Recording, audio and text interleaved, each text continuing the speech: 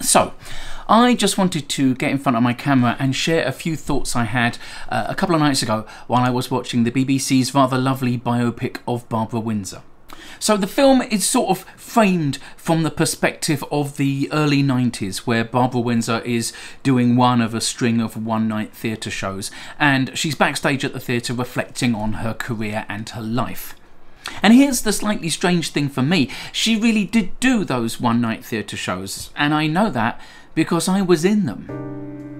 I found it really affecting watching Samantha Spiro, who played Barbara Windsor brilliantly, backstage at the end of the Pier Theatre Chroma between shows. In reality, I did those Chroma shows with Barbara, so in the universe of the show, the young me is just down the hall in my dressing room. The wet behind the ears me of the early 90s absolutely adored working with Barbara Windsor. She was then and remains a bona fide British cultural legend. Allow me to tell you a couple of quick stories from those days. Okay, so once I arrived at a theatre, we were doing the show that night, it was the afternoon, and I was met at the stage door by the producer, Ian, who told me that that night, in addition to my usual 2 short spots, I would be singing a duet with Barbara Windsor at the close of the show. I can't sing. He knew I couldn't sing. I told him again just to make sure. But he just smiled, handed me a lyric sheet, said it's "You made me love you, you'll be great, and besides, nobody else is available to do it." You know that wide-eyed look that Barbara Windsor does? You know, the one that's like half shock and half amusement? Yeah, well, trust me, you don't really know it until you've had it directed at you mid-song from 2 feet away in front of a sold-out theatre audience. One more. We were in Wales at the Rhyl Sun Centre, which was a combined swimming pool and theatre because, yeah, sure, why not? And we were all backstage between shows, and I had a small epileptic seizure.